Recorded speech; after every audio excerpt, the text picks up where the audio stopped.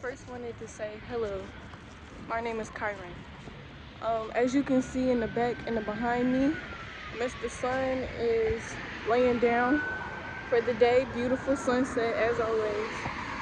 But I have some words that I felt the need to express.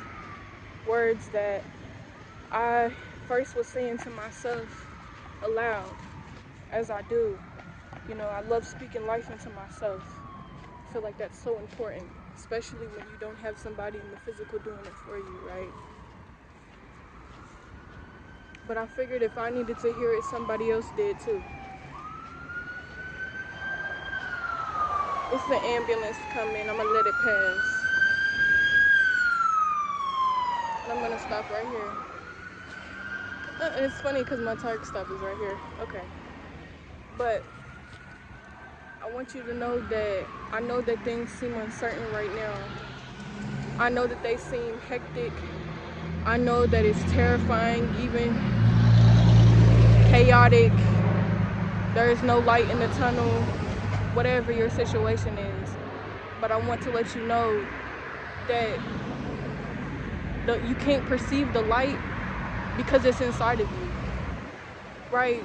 The reason why you in that dark stage, why you in that cocoon, because that's what it is. You're in the becoming. You're in your cocoon stage. You're in your molding. You're in your shaping, right? Before something new is birthed, it has to first be shaped. It has to first be molded. It has to first grow and become what it is supposed to be, right? You're in your becoming. Things might not look the way that they might not look like there's any hope, but I bet you there is. I bet you there's one positive thing. And this is not about toxic positivity by any means. Do not have me mistaken. It's about realness, right? To have the intellect of the pessimist and the will of the optimist, right? To look and see everything for what it is, for what it has been, and then understand that that could change at any moment. To understand that if I choose to view my situation through the lens of my heart, whatever that means to you, and I don't know corny cliche shit, I'm being serious. And that's the thing is like, my heart, my hope is the only reason why I'm standing here giving you this message today. Man, there was plenty of times I saw no light, no avenue, no way out. Thought I was trapped. Thought there was no way out. But it was because my mind could only come up with what it already knew, right? So how do we introduce something new? Or how do we recognize or perceive something, a new avenue, so to speak? It's by creating one with your mind. Your tool, and I know that might sound elusive, but listen, your mind is a tool. Just as much anything can be used as a weapon, anything can be used as a tool. Think about our ancestors. I'm not sure how familiar you are, right? But ancient humans, ancient humanity, they may do out of everything. They made nothing and made it into something. How can you do that today? How can you make your situation benefit you right now? How can you take what you've been given and alchemize it or mold it or transform it into something that is beneficial for you? You know? How can you do that today? How can you make your situation one that is beneficial? Whether, I mean, say you feeling lonely, right? Say that you feel like there's nobody around you who would understand what you're going through, or understand you, or understand just you, right? My biggest fears, one of my biggest fears in this life that I've overcome is being misunderstood. Because in my darkest moments, in the moments that I was abused the most by the people who were supposed to be there, preyed upon by the people who were supposed to protect me, it was because they misunderstood me. And there's gonna be people on this earth who intentionally misunderstand you. And it's not anything personal. It's something within them. They do not understand themselves, so therefore, how can they understand you? You know what I'm saying? I can hear drums a couple corners over, which is so interesting because in a marching band. When I was in high school, I was in a marching band and I played the saxophone.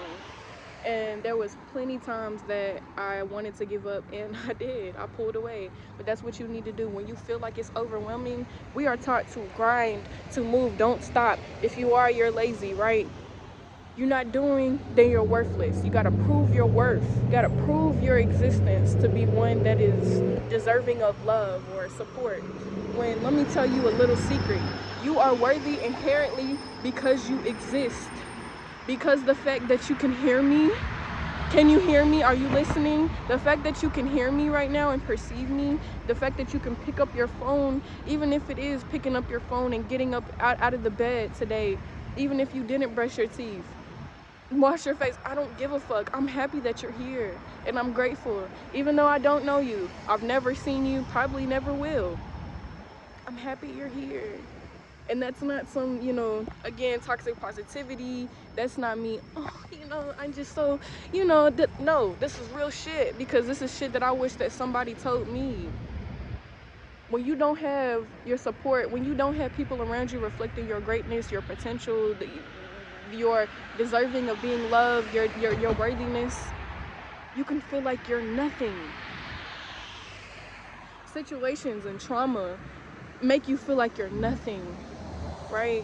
When there have been people who have taken your innocence, who have made you a victim, who have bullied you, who have preyed upon you, whatever it is, I want you to understand that you are more than that.